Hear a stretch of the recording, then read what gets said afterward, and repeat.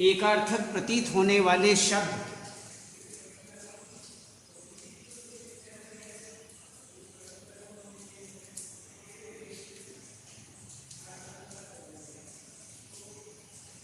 देखिए,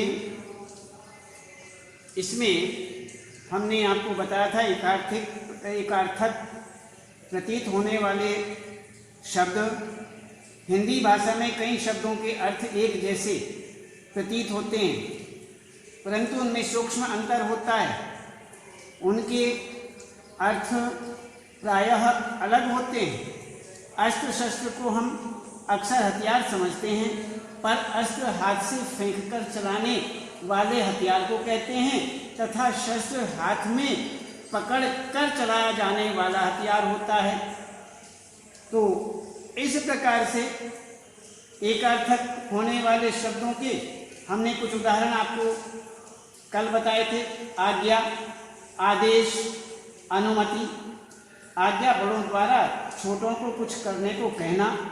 आदेश अधिकारी द्वारा अपने कर्मचारी को निर्देश देना। अनुमति किसी कार्य के लिए सहमति देना।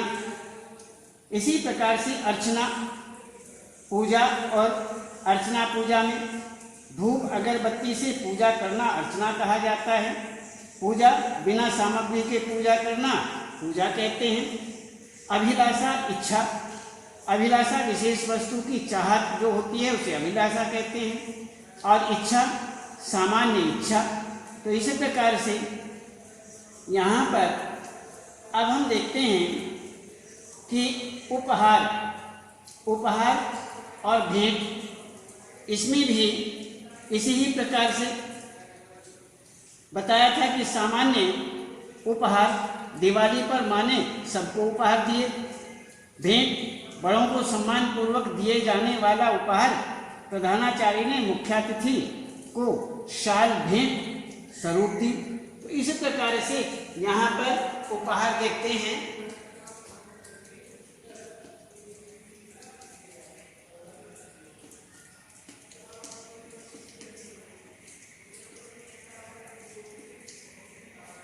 उपहार, सामान्य उपहार।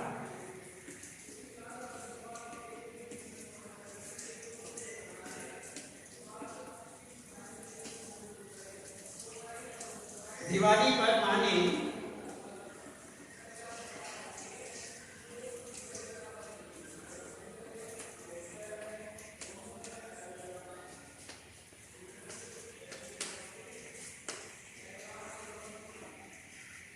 सबको उपहार दी।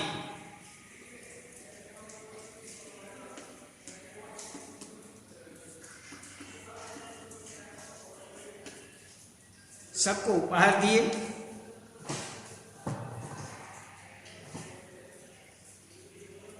भेंट,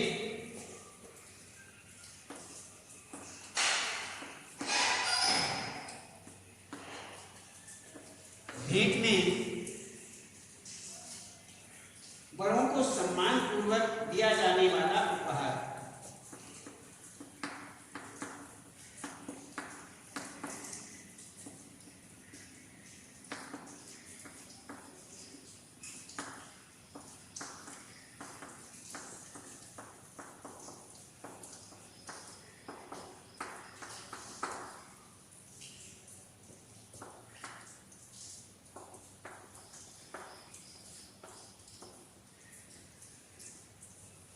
प्रधानाचार्य ने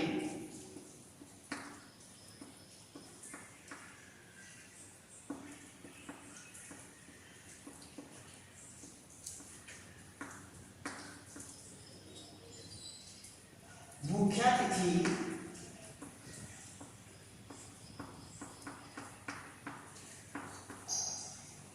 को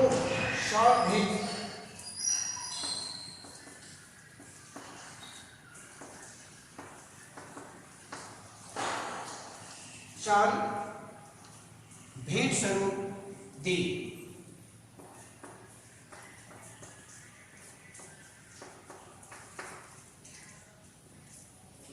ये हुआ। अब हम देखते हैं इसमें मृत्यु और निधन।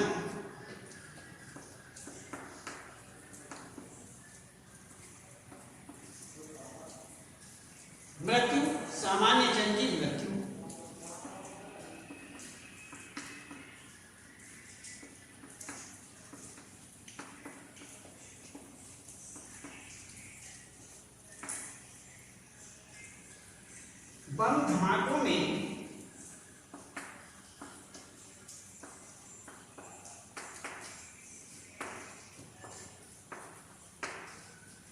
10 लोगों की मृत्यु हो गई।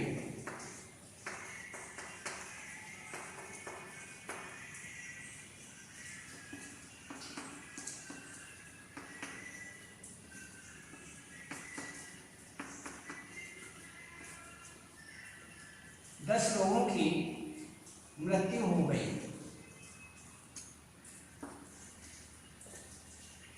अब देखना है निधन।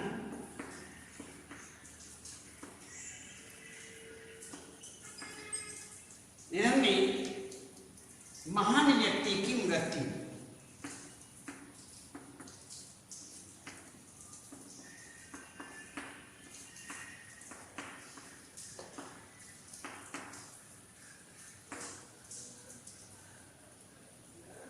प्रधानमंत्री के निधन पर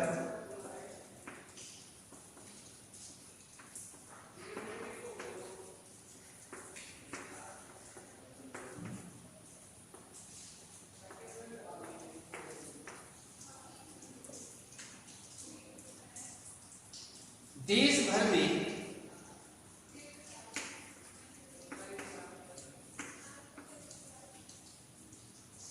दो दिन के लिए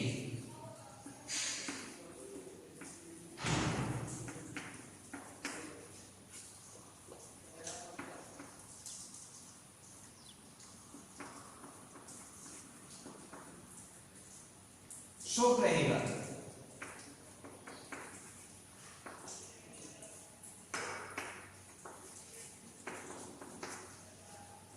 इसमें उपहार, सामान्य उपहार, इसे सामान्य उपहार कहते हैं, और सामान्य उपहार के अंतर दिवाली पर माँ ने सबको उपहार दिए।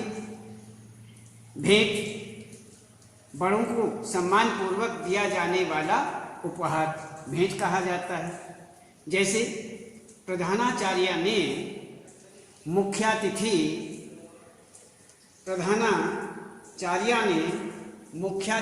को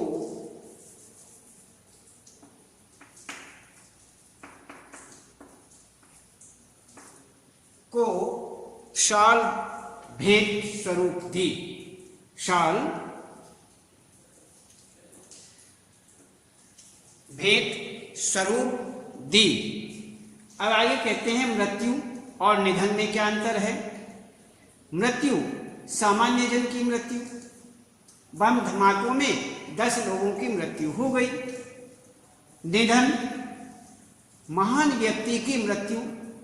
जिन व्यक्तियों को बड़ा कहा जाता है कि ये बहुत बड़े हैं, उनके मृत्यु में निधन शब्द का प्रयोग किया जाता है। जैसे प्रधानमंत्री के निधन पर देश भर में 2 दिन के लिए शोक रहेगा। तो इस प्रकार से यहाँ पर ये शब्द बनते हैं। आगे देखते हैं।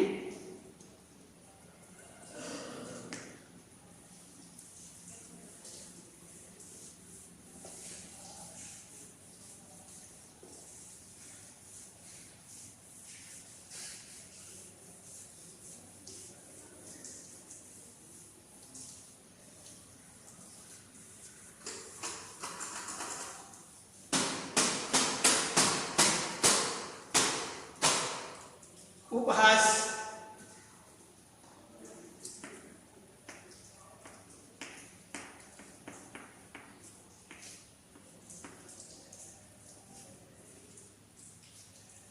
परिहास।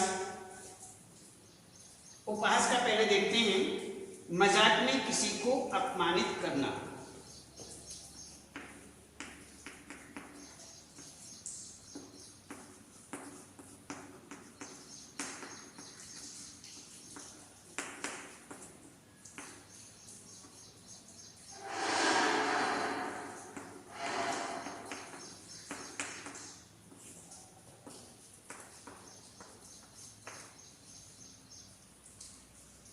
तुमने पड़ोसी का उपहास करके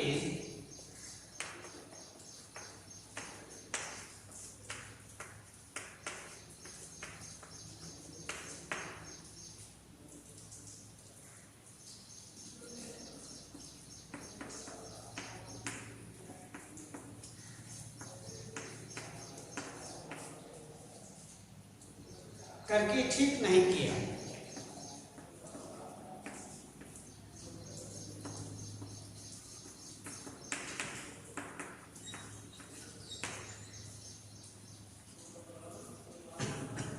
परिहास,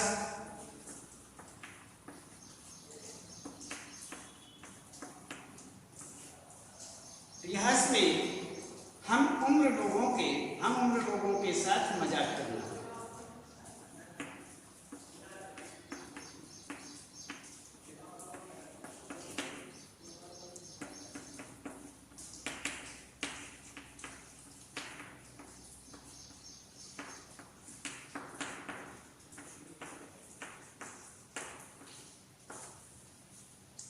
इसमें रात को मित्र मंडली देर तक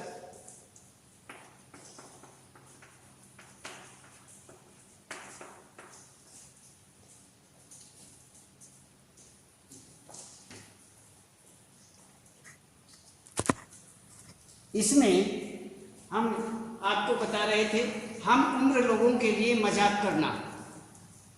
हम उम्र लोगों के लिए रात को मित्र मंडली देर तक, रात को मित्र मंडली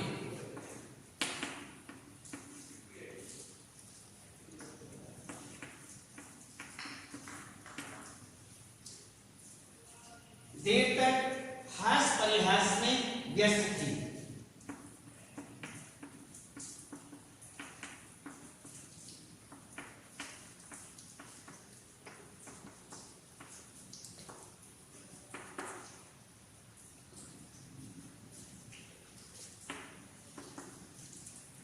अब इसमें देखना है कि उपयोग,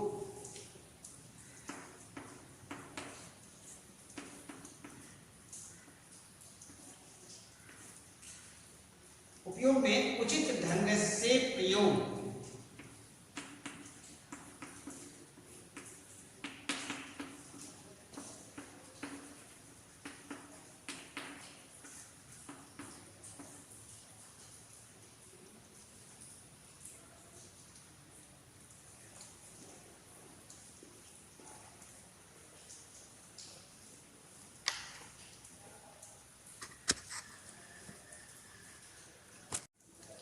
इसमें हम आपको बता रहे हैं उपयोग, उपहास परिहास उपयोग।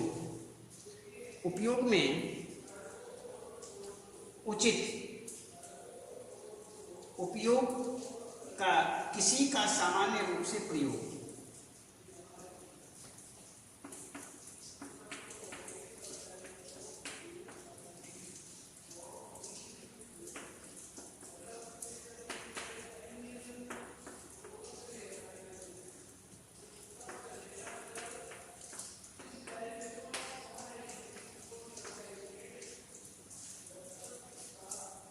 सार्थक वाक्यों में प्रयोग कीजिए।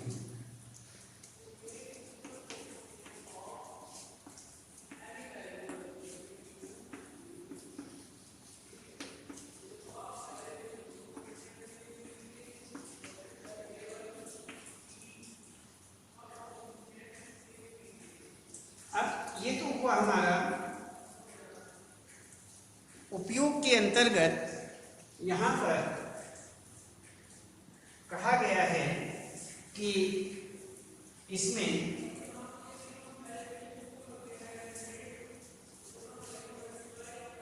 कि तुमने उचित ढंग से प्रयोग, तुमने कागज के इन छोटे छोटे टुकड़ों का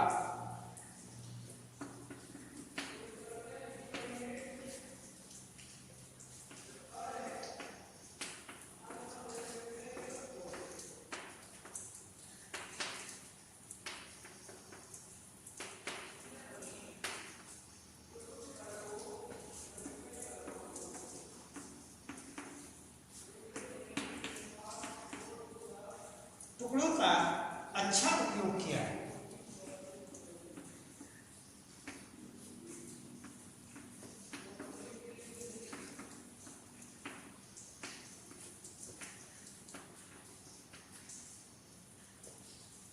प्रयोग,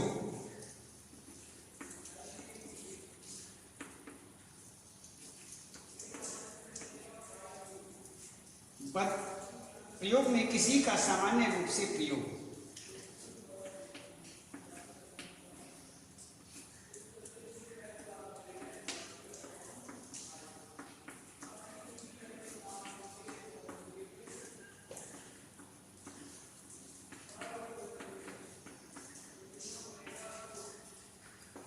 इसमें दिए गए शब्दों का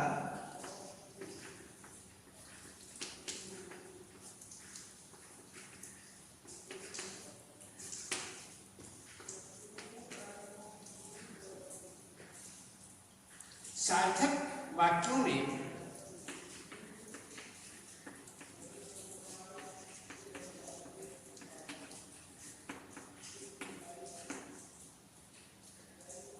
प्रयोग कीजिए।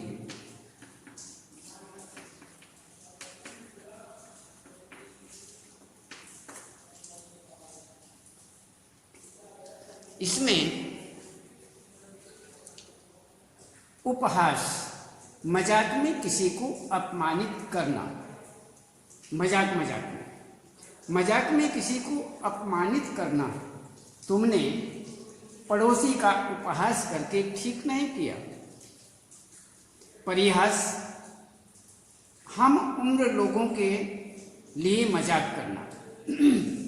एक सी उम्र है, बराबर उम्र के हैं तो उनके साथ आपस में मजाक कर रहे हैं, उसे हम परिहास कहते हैं। और अलग से किसी का अपमान करते हैं, हंसी में मजाक में किसी का अपमान करते हैं, उसे हम उपहास कहते हैं। तो परिहास, हम उम्र लोगों के लिए मजाक करना। रात को मित्र मंडली देर तक हास परिहास में व्यस्त थी।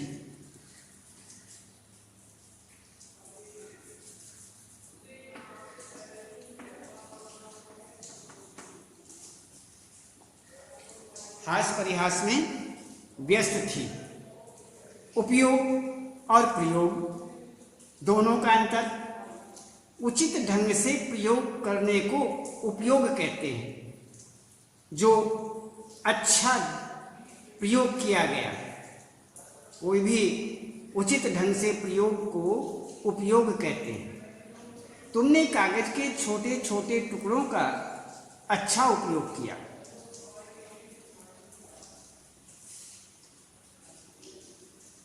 अच्छा उपयोग किया।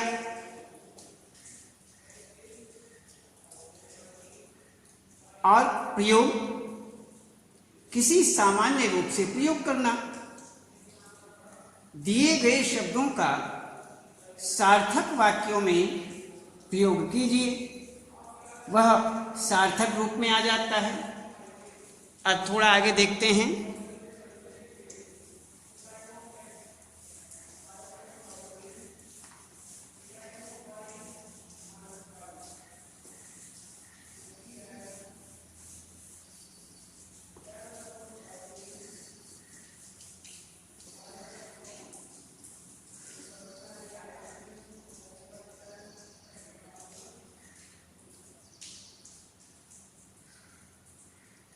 अपयश,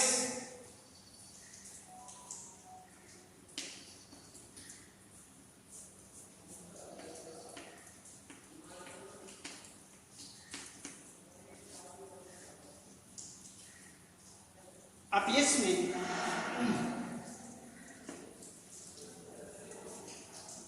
बदनामी,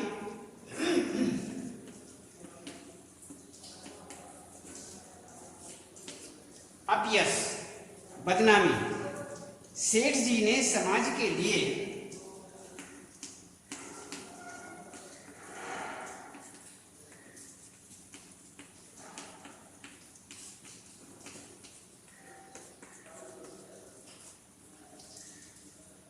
अस्पताल बनवाया।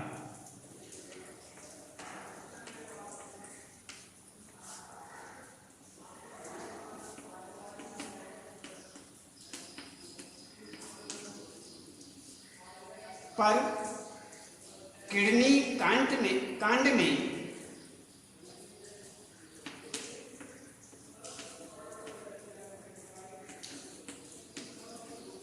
किडनी कांड में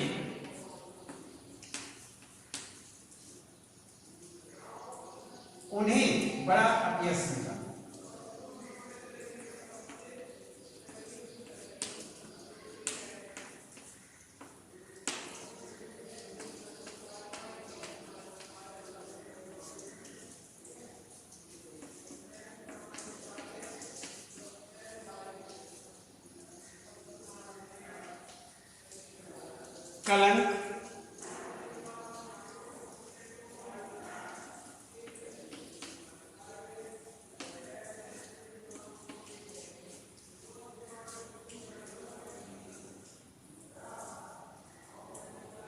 चरित्र पर दोष लगना,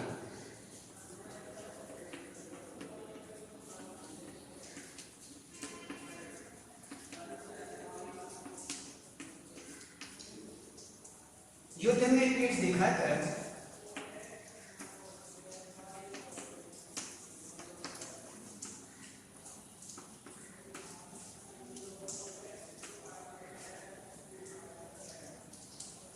समर सिंह ने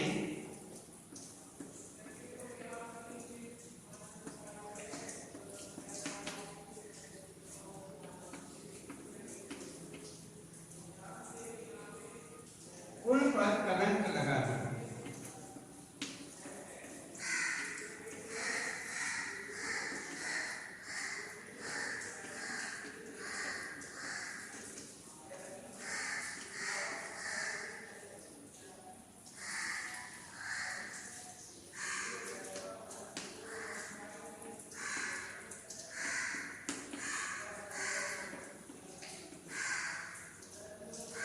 खौफ,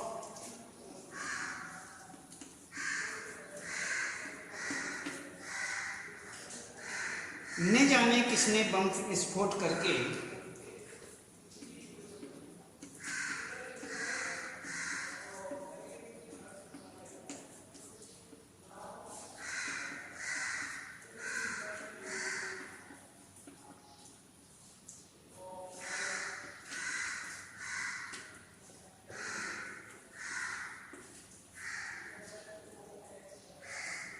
आतंक फैलाया।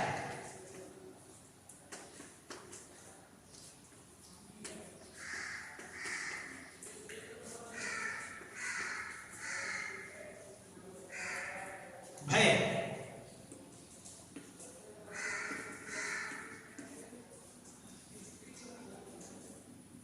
सामान्य डर,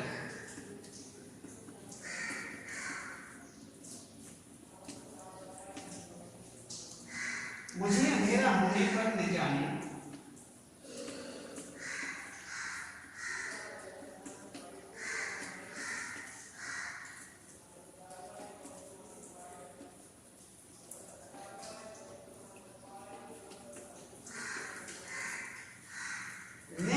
क्यों भय लगता है।